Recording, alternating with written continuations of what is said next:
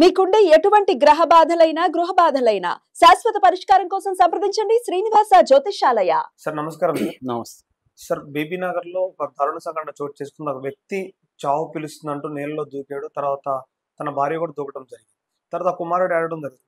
So అసలు ఆ మెంటాలిటీని అంటే చావు పిలవడం అనేది ఒక వింతలాగా ప్రవర్తించడం జరిగింది. ఆ మెంటాలిటీని మనం ఏ విధంగా చూడవచ్చు సార్? అసలు ఇదొక దారుణమైన సంఘటన, లేకపోతే బాధాకరమైన సంఘటన అని చెప్పుకోవచ్చు. ఎందుకంటే హ్యాపీ ఫ్యామిలీ అది. వాళ్ళకి ఏ రకమైన ఆర్థిక సమస్యలు లేవు. అలాంటి ఒక ఫ్యామిలీలో సడన్గా ఒక వ్యక్తి మానసిక పరిస్థితి సరిలేకపోవడం వల్ల ఒక్కసారిగా ఫ్యామిలీ మొత్తం రూయిన్ అయిపోయింది.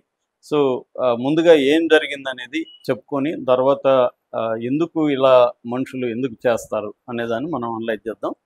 ముందుగా ఏంటంటే ఇతని పేరు బర్ల నరేందర్. ఇతనికి 32 సంవత్సరాలు. సో తనది హన్మకొండ జిల్లా ఐనవోళ్ళు రామ్నగర్లో ఉండేవాళ్ళు. తన భార్య సంధ్యారాణి, వాళ్ళకు ఒక బాబు ఉన్నాడు. వీళ్ళిద్దరూ రామంతపూర్లో డిమార్ట్కి వెనకాల కుటుంబం ఉంటున్నారు. ఇతను హైటెక్ సిటీలో ఐసిఐసి బ్యాంక్ మేనేజర్గా పనిచేస్తున్నాడు. సో ఆర్థికంగా ఎటువంటి కష్టాలు లేవు. సడన్గా మొన్న ఏమైందంటే నిన్న అతను చెరువు దగ్గరికి వెళ్ళాడు. బీబీ నగర్లో ఉండే ఒక చెరువు ఉంది. ఆ చెరువు దగ్గర మామూలుగా అయితే ఆఫీస్కి వెళ్తున్నానని చెప్పి తన కారు ప్రాబ్లం అని చెప్పి క్యాబ్ బుక్ చేసుకున్నాడు. ఇంట్లో వాళ్ళకి ఆఫీస్కి వెళ్తున్నా అని చెప్పాడు. కానీ తను బుక్ చేసుకుంది ఎక్కడికంటే బీబీ నగర్ చెరువుకి బుక్ చేసుకున్నాడు. క్యాబ్ బుక్ చేసుకొని అక్కడి చెరువు దగ్గరికి వెళ్ళాడు. చెరువు దగ్గరకు వెళ్ళిన తర్వాత ఫోన్లో ఒక వాయిస్ మెసేజ్ పెట్టాడు. ఆ వాయిస్ మెసేజ్ ఏముందంటే, నన్ను కొద్ది రోజుల నుంచి పీడకలలు వెంటాడుతున్నాయి, కలల్లో చావు వస్తూ ఉంది, నన్ను ఏదో ఒక శక్తి పిలుస్తూ ఉంది, నాకు ఏ రకమైన ఆర్థిక సమస్యలు లేవు, ఇతర ఏ ఇబ్బందులు లేవు, నేను చనిపోయిన తర్వాత నా అంత్యక్రియలు పాత ఇంటి దగ్గర చేయండి, ఒక నెల రోజులు ఉంటే అన్నీ సర్దుకుంటుంది, నన్ను ఏదో పిలుస్తుంది, చావు పిలుస్తుంది, నేను వెళ్ళిపోతున్నాను అని చెప్పి ఆ మెసేజ్ని భార్యకి, మిగతా అమ్మ నాన్నకు, వాళ్ళకి అందరికీ, కుటుంబ సభ్యులకి అందరికీ పంపించేసి షూ ఇప్పి గట్టు మీద పెట్టి, ఫోన్ గట్టు మీద పెట్టి చెరువులో దూకేసి, బాగా చెరువు నిండిపోయింది అనమాట. చెరువులో దూకి అతనికి ఈత రాదు, చెరువులో దూకేసి చనిపోయాడు. ఈ మెసేజ్ రాగానే వీళ్ళు కంగారు పడి ఇమ్మీడియట్గా పోలీసులకు ఇన్ఫార్మ్ చేశారు. పోలీసులు రంగంలో దిగి అతని ఫోన్ను ట్రాక్ చేశారు. అంటే సెల్ టవర్ దీంతో అతని ఫోన్ ఏరియా ఎక్కడుందో లొకేషన్ ట్రాక్ చేసి ఆ లొకేషన్కి చెరువు దగ్గర ఉందనేది అర్థమైంది. అక్కడికి వెళ్ళారు. దాంతోపాటు వీళ్ళు కూడా వెళ్ళారు. ఆల్రెడీ పోలీసులు, ఫైర్ డిపార్ట్మెంటు, తర్వాత స్టేట్ డిజాస్టర్ రిలీఫ్ ఫోర్సు వీళ్ళందరూ కలిసి వెతకడం మొదలుపెట్టారు. వీళ్ళ ఫ్యామిలీ మెంబర్సు, బంధువులంతా గట్టు మీద నిలబడి ఏడుస్తున్నారు. భార్య ఏడుస్తుంది, బాబు ఏడుస్తున్నాడు. సో ఈ సందర్భంలో ఆమె సడన్గా, సంధ్యారాణి సడన్గా ఏమండి నేను కూడా వస్తున్నాను అంటే అరుస్తూ ఆమె కూడా దూకేస్తుంది. దాంతో కంగారు పడి పోలీసులు, అక్కడ ఉన్న ఫైర్ డిపార్ట్మెంట్ వీళ్ళు ఇమీడియట్గా వాళ్ళు కూడా దూకి ఆమెను కాపాడగలిగారు లాస్ట్ మినిట్లో. అంటే ఏమాత్రం ఆలస్యమైనా ఆమె కూడా చనిపోయినది. ఒక పక్క బాబు ఏమో అమ్మ నువ్వు వెళ్ళొద్దమ్మా అని ఏడుస్తున్నాడు. ఇది హృదయ విదారకంగా అక్కడ ఉన్న వాళ్ళందరినీ కలిచివేసింది. అంటే తండ్రి చనిపోయాడు, తల్లి కూడా దూకేసింది, ఈ బాబుకి ఏం చేయాలో తెలియని పరిస్థితి ఉంది. ఇప్పుడు ఇంకా బాడీ అయితే దొరకట్లేదు. ఈమెకైతే హాస్పిటల్లో ట్రీట్మెంట్ ఇప్పించారు. కొంత ఇబ్బంది అయింది ఆమెకి. సో ట్రీట్మెంట్ ఇచ్చారు. ఆమె ఆల్ రైటు. బట్ ఆమె మళ్ళీ ఏమైనా ఆత్మహత్య చేసుకుంటుందని బంధువులు కంగారు పడుతున్నారు. ఆమెకు కూడా కౌన్సిలింగ్ ఇస్తున్నట్టుగా అర్థమవుతుంది. కానీ ఇప్పుడు చెరువు నిండుగా ఉంది కాబట్టి ఇంకా రాత్రి ఆపేసారు వెతకడం. ఈరోజు మళ్ళీ స్టార్ట్ చేస్తున్నారు. కాబట్టి ఈరోజు ఈవినింగ్ లోపల డెడ్ బాడీ దొరికే అవకాశం ఉంది. సో ఇప్పుడు ఏంటంటే ఇది అందరినీ ఆశ్చర్యానికి, షాక్కి గురి చేస్తుంది. ఏంటంటే ఇతను bank manager, ICICI bank manager అంటే మంచి పోస్టు, ఆర్థికంగా ఏ ఇబ్బంది లేవు, మంచి భార్య, తనని ఎంత ప్రేమిస్తుందో మనకి ఇప్పుడు అర్థమైంది ఆమె. అలాంటి భార్య ఉంది, బాబు ఉన్నాడు, బంధువులు ఉన్నారు, అన్నీ ఉండి కూడా ఎందుకు ఇతను చనిపోయాడు? తర్వాత నన్ను ఏదో పిలుస్తుంది అని ఎందుకు అనుకున్నాడు అంటే, బంధువులు ఏం చెప్తున్నారంటే కొద్ది రోజుల నుంచి ఇతను మానసికంగా సరిలేడు, డిప్రెషన్కి లోనయ్యాడు, నాకు బతకాలని లేదని చెప్పేవాడు, దాంతో మేము చాలా గుళ్ళకి తీసుకుపోయినాం ఇతన్ని, 10 రోజులుగా అనేక గుళ్ళని తిప్పాము, గుళ్ళకి పోయినా కొద్దిగా కుదుట పడినాక ఆఫీస్కి వెళ్తానని బయలుదేరాడు అనేది వాళ్ళు చెప్తున్నారు. ఇక్కడ అంటే మనం వెళ్ళి చూడలేదు, మాట్లాడలేదు, కానీ ఎక్కువ మంది చెప్తున్నది ఏంటంటే ఇది స్కిజోప్రీనియా లాంటి జబ్బు ఈయనకు ఉండొచ్చు అనేది. డిప్రెషన్ అనేది జనరల్గా చెప్తుంటారు. మరి వీళ్ళు సైకాట్రిస్ట్ దగ్గర తీసుకుపోయినట్టయితే మనకి వార్త లేదు, గుళ్ళకి తీసుకుపోయినారని చెప్తారు. ఇతని సిమ్టమ్స్ చూస్తే అంటే నన్ను పిలుస్తుంది, నన్ను రమ్మంటుంది, ఇవన్నీ చూస్తే స్కిజోప్రీనియా అనిపిస్తుంది. స్కిజోప్రీనియా అని ఒక జబ్బు ఉంది. స్కిజోప్రీనియా అనేది ఏంటంటే దాని థింకింగు, ఫీలింగు, బిహేవియరు ఇవన్నీ మారిపోతాయి కంప్లీట్గా. ఆ మధ్య తెలుగు వ్యక్తి ఒక ఆయన బుక్ రాశాడు, తొడిమే మల్లారెడ్డి ఆయన పేరు. ఆయన ఓడి గెలిచిన మనిషి అని ఒక పుస్తకం రాశాడు. అట్లాగే స్కిజోప్రెనిక్ సంబంధించిన డ్రీమ్స్, మెమరీస్ మీద కూడా ఇంకొక చిన్న బుక్ రాశాడు.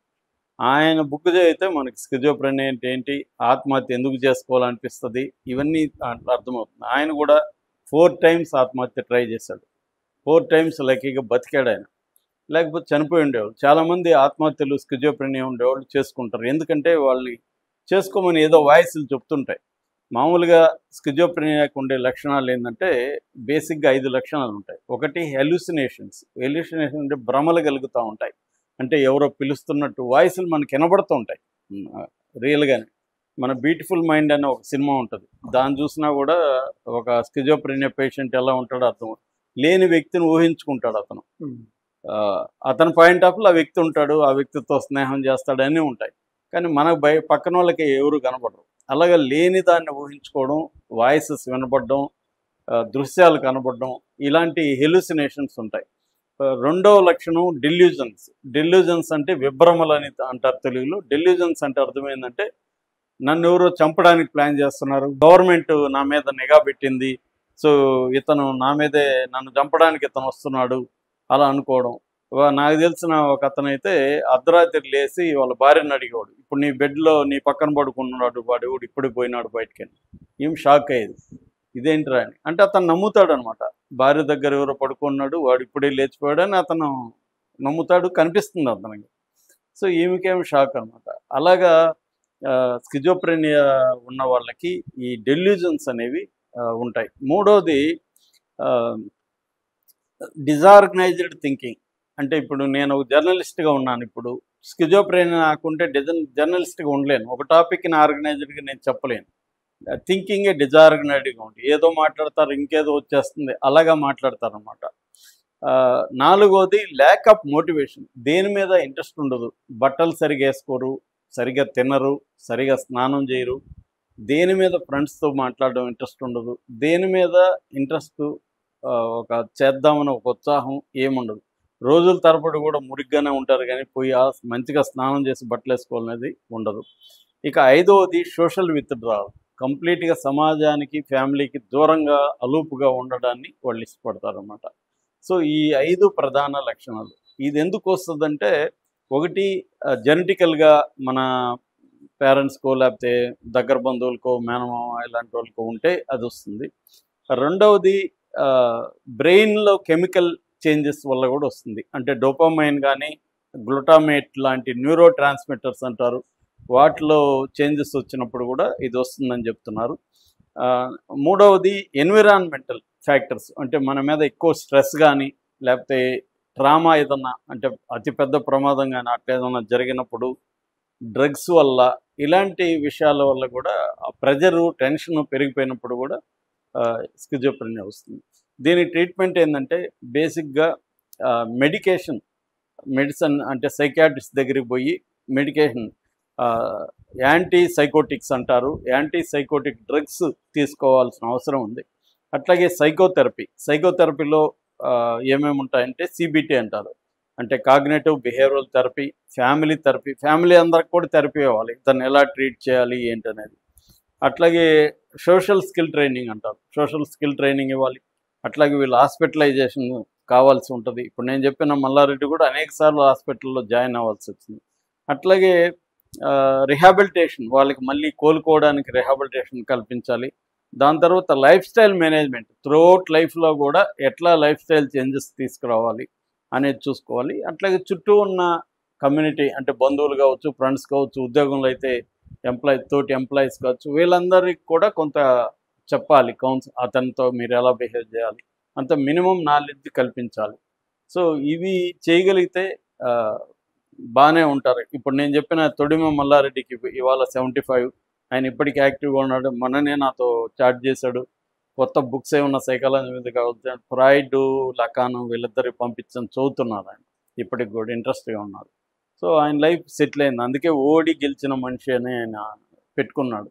కాబట్టి ఇతను కూడా స్కిజోఫ్రెనియా లక్షణాలు ఉన్నాయి. ఇతన్ని గుడికి తీసుకుపోవడం బదులు సైకాట్రిస్ట్ దగ్గరికి తీసుకెళ్ళి ఈ పనులను నేను చెప్పిన సైకాట్రిస్ట్ అండ్ సైకోథెరపీ ఈ రెండు కానీ చేస్తుంటే మేబీ అతను చేసుకుని ఉండేవాడు కాదు.